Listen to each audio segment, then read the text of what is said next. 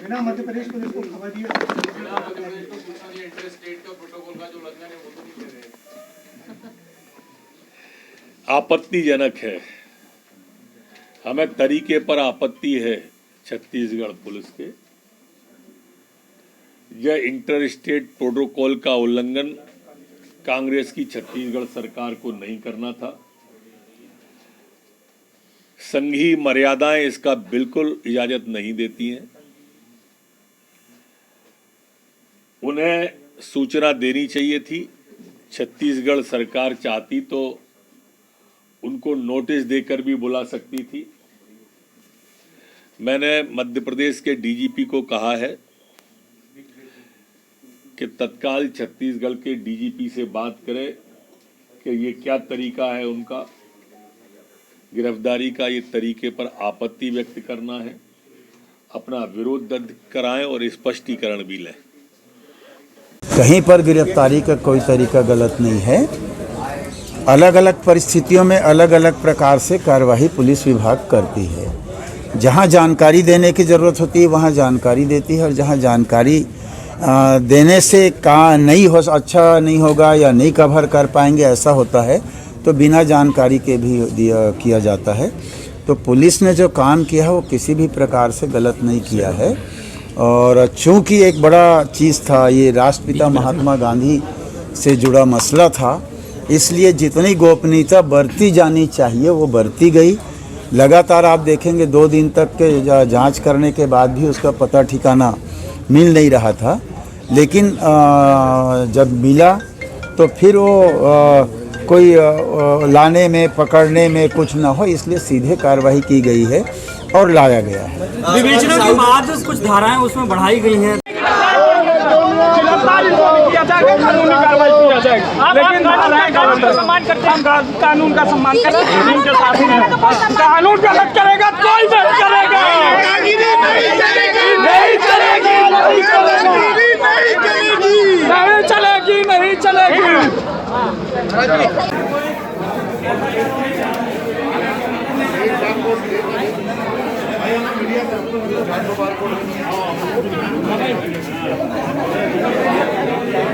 पर आ रहा हूँ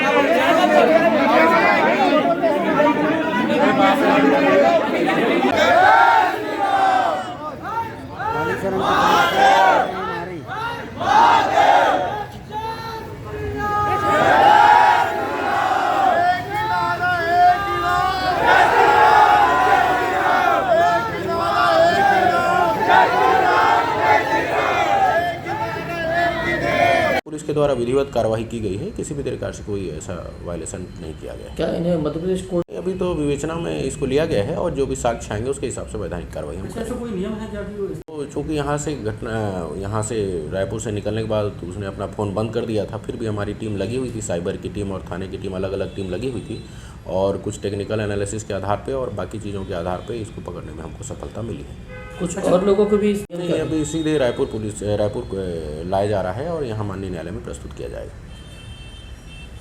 की जा रही थी, अलग अलग स्थानों पे हमारी टीम निकली थी, अनेक टीम बनी थी इसमें, और मध्य प्रदेश, महाराष्ट्र, दिल्ली और अन्य जगहों में हमारी टीम रवाना हुई थी, और इसमें मध्य प्रदेश की टीम को इसमें सफलता मिली है और कालीचरण को खजुराहो के पास बागेश्वर धाम से गिरफ्तार किया गया है, और गिरफ्तार करके रायपुर पुलिस की टीम उसको रायपुर लेकर आ रही है और यहाँ के विधिवत ढंग से न्यायालय में प्रस्तुत किया जाएगा। सर कैसे इस तरफ अपने आप ही चल पड़े। अब लोगों ने महाराज बना दिया, हम तो महाराज है, महाराज है। कोई साधु संत नहीं हूं मैं, कोई महात्मा नहीं, कोई महापुरुष नहीं हूं, लेकिन लोग ऐसी कोई वेशभूषा अलग ही कुछ रूप दिखता है। ये तो मैं फैशन के रूप में, मुझे ये कपड़े अच्छे लगते हैं। आप देखते होंगे संत लोग ऐसे कपड़े नहीं पहनते जरी के, लेकिन मैं पहनता हूँ, मुझे अच्छा लगता है ऐसे ड्रेसअप। तो ये कोई साधु संतों की वेशभूषा नहीं, मैं टी शर्ट पहनता हूँ, साधु लोग सिले हुए कपड़े नहीं पहनते।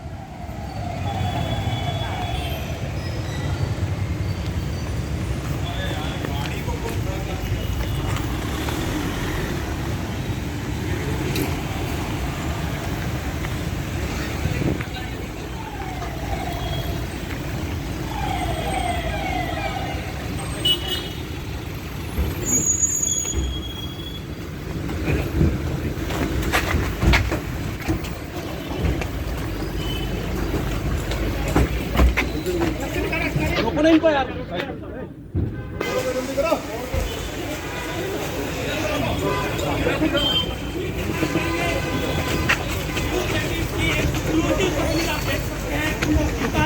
लेकर के कोर्ट में पुलिस जा रही है। ये मात्र एक तस्वीर आपको देखने को मिलेगी। यहाँ से ले जाया गया है एक मात्र। अब ये उत्तर प्रदेश को देखकर इनको ऐसा लगता है कि भगवा पहन लेने से, जनेऊ को कोट के ऊपर डाल देने से लोग सोचेंगे कि इनका हृदय परिवर्तन हो गया, मन परिवर्तन हो गया। ये जब नाटक भी करते हैं, जब नकल करना है तो नकल के लिए भी अकल चाहिए। तो धर्म संसद बुलाने की प्रक्रिया यदि शुरू करते हो तो ये मालूम होना चाहिए कि किसको और कैसे बुलाया जाए और किन किन को बुला के बात किया जाए। सर देखिए, गिरफ्तारी तो कानून को अपना काम करना है। सवाल इस बात का है कि कानून अपनी काम करे। और दूसरा विषय जो इसमें बड़ा प्रश्न चिन्ह उठता है वो मेरा सवाल ये है कि छत्तीसगढ़ में लगातार भगवान राम का अपमान करने वाले, उनके लिए आप शब्द बोलने वाले, उनको दुष्ट बोलने वाले, उनके ऊपर कब कार्रवाई करेगी भूपेश सरकार? ये भी तो प्रश्न छत्तीसगढ़ की जनता पूछ रही है ना, उसका भी तो जवाब आना चाहिए। ये जवाब आ जाए और जो कानून की व्यवस्था है, कानून जो कार्रवाई कर रही है वो तो कानून को अपना काम करना है। गांधी के अपमान के शब्द को मैं सर्वथा अनुचित मानता हूँ।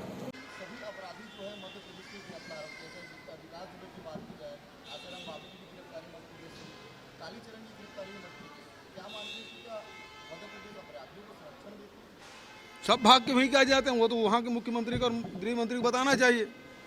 और ये बात करते हैं 15 साल रमन सिंह मुख्यमंत्री रहे, 15 किलोमीटर दूर में माता कौशल्या का मंदिर है, कभी सुध ली, कभी गए वो, कभी राम वनगमन पर्यटन परिपथ का निर्माण के बारे में सोचा?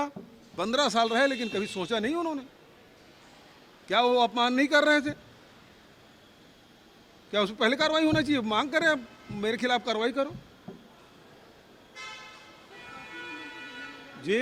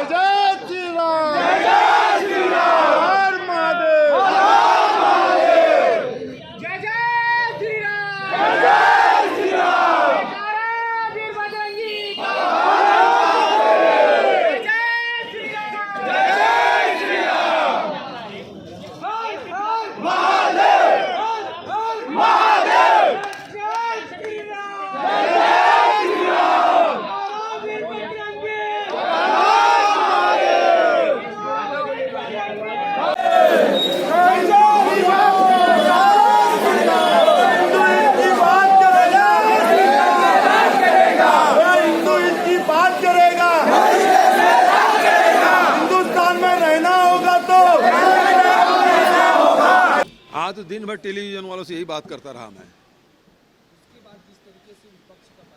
क्या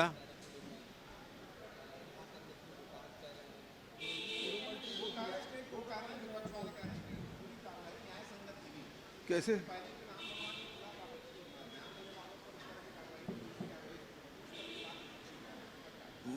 मतलब अभी भी रमन सिंह जी, बृजमोहन जी कालीचरण के बयान की निंदा नहीं कर रहे हैं। मतलब ये गोडसे मुर्दाबाद नहीं कह सकते। इनके हृदय में गोडसे ही बसे हुए हैं। मजबूरी में वो महात्मा गांधी की जय बोलते हैं और कालीचरण को इसलिए वो उसके पक्ष में खड़े हो रहे हैं। खुल के बोले ना, हम कालीचरण की जो बोले हैं उसके समर्थन करते हैं। है साहस तो बोले, क्यों नहीं बोलते? घुमा फिरा क्यों बात करते हैं? गिरफ्तारी हुई, किस राज्य की पुलिस दूसरे राज्य में नहीं जाती? क्या तेलंगाना की पुलिस छत्तीसगढ़ में नहीं आती? अभी जो घटना घटी, नक्सली इनकाउंटर हुआ, छत्तीसगढ़ की धरती में किसने किया? तेलंगाना पुलिस ने। मध्य प्रदेश की पुलिस क्या छत्तीसगढ़ नहीं आई थी? अभी पिछले महीने की बात है। कौन सी सहमति लेकर आए हैं? ये बहाना ढूंढ रहे हैं, लोगों को बरगला रहे हैं। और विधि सम्मत कार्रवाई हुई है, कोई गलत कार्रवाई नहीं है। यदि नरोत्तम मिश्रा जी कह रहे हैं तो फिर छत्तीसगढ़ में जो पुलिस आई थी, मध्य प्रदेश की पुलिस कैसे आई थी, क्यों आई थी, किससे पूछ के आई थी? क्या नरोत्तम मिश्रा जी इसका जवाब देंगे? सीधा बोले ना, कालीचरण की गिरफ्तारी के कारण से उसको बहुत तकलीफ हो रही है, कसमसा गए हैं, पीड़ा बहुत है, बोल नहीं पा रहे हैं।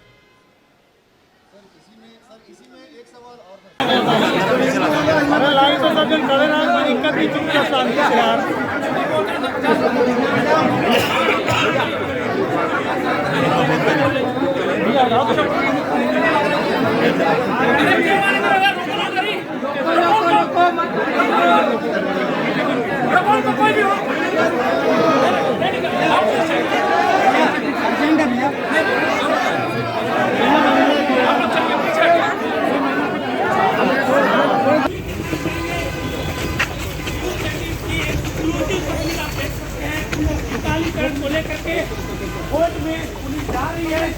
ये मात्र एक तस्वीर आपको देखने को मिलेगी। यहाँ से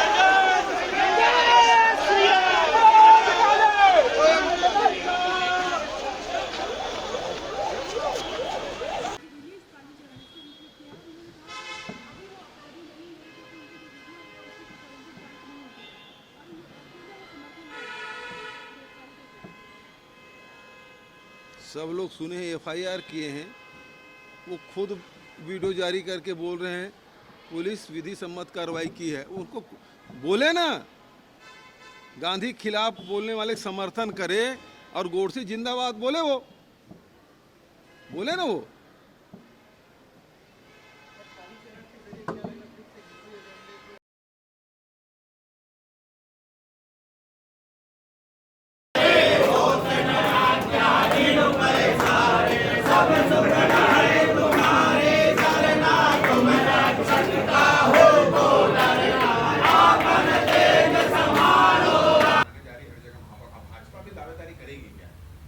निश्चित रूप से भारतीय जनता पार्टी हर जगह पर अपने प्रत्याशियों को खड़ा करेगी, लड़वाएगी, क्योंकि लोगों में बहुत असंतोष है। कांग्रेस के लोग दबाव डालकर और अपने प्रत्याशी तय कर रहे हैं, तो मुझे लगता है कि उसका फायदा भारतीय जनता पार्टी को मिल सकता है। नए साल पर आपकी क्या प्लानिंग है? कहीं विशेष कुछ कर रहे हैं? किस तरह से? नहीं, मैं तो कभी भी वैसे भी ये जो नया साल है वो अंग्रेजी नया साल है, और अंग्रेजी नए साल में मैं किसी उत्सव में शामिल नहीं होता हूँ।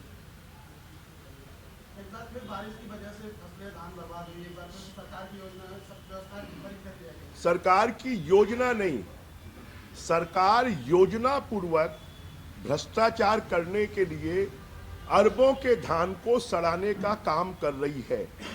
पहले भी ये सरकार 5,000 करोड़ रुपए से ज्यादा के धान को सड़ा चुकी है, और राइस मिलर्स के ऊपर में दबाव डालकर कि आप पुराने धान को उठाइए।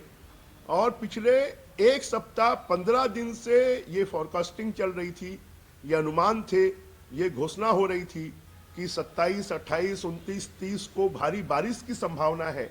उसके बाद भी धान की सुरक्षा करने के लिए कैप कवर उपलब्ध नहीं कराना, तालपत्री उपलब्ध नहीं कराना, सोसाइटियों के कर्मचारियों की हड़ताल होना, कंप्यूटर ऑपरेटर्स की हड़ताल होना, तो ये सरकार हर चीज को फौरी तरीके से करती है। 2500 रुपए देकर उन्होंने ऐसा लगता है कि जैसे सबको खरीद लिया है। अब ये जनता के हजारों करोड़ का जो नुकसान हो रहा है, जो धान भीग रहा है, जो जर्मिनेशन हो रहा है, उस धान के लिए कौन जिम्मेदार होगा?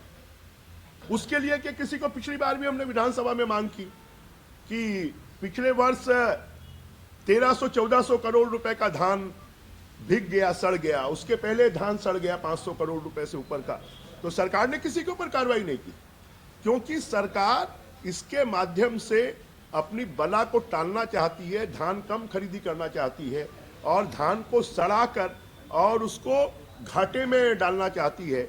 एक तरफ सरकार के पास में विकास के लिए पैसे नहीं है और कर्जा लेकर तनख्वाह बांट रही है, और दूसरी तरफ किसानों की गाढ़ी मेहनत, कड़ी मेहनत का जो उपज है, उस उपज को बरसात में भिगाकर, और छत्तीसगढ़ की जनता का मैं तो कहूंगा ये अमानत में खयानत है। ये तो धन की बर्बादी है, और इस बर्बादी के लिए तो ये पूरी सरकार, मुख्यमंत्री सहित पूरी सरकार और जो अधिकारी इस काम में लगे हुए वो सब दोषी हैं, और उनके अनिर्णय की स्थिति के कारण ये धान भीगा है। कैप कवर की व्यवस्था क्यों नहीं है? तालपत्री की व्यवस्था क्यों नहीं है? गोडाउन की व्यवस्था क्यों नहीं है? क्यों इन्होंने इस काम को नहीं किया?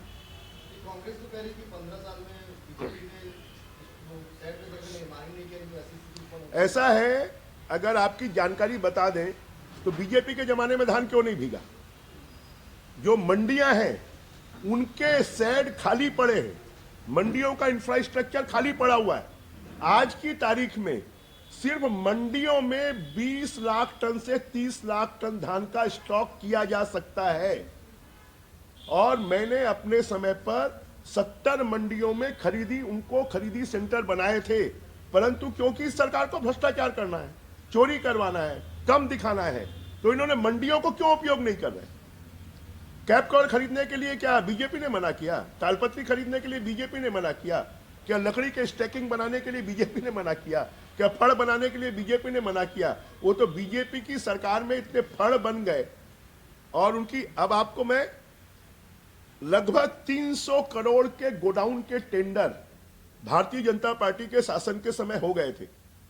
ये सरकार आने के बाद उन टेंडरों को इन्होंने कैंसिल कर दिया, सिर्फ इसलिए कैंसिल कर दिया कि अपने लोगों को उपकृत कर उनको ठेका देना चाहते थे।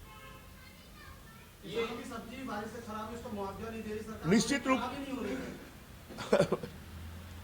खराबी नहीं हो रही है। अगर पानी गिरा है, अभी मेरे पास पाखनजूर से फोन आया था, वहां पर बक्के की फसल पूरी तरह बर्बाद हो गई है।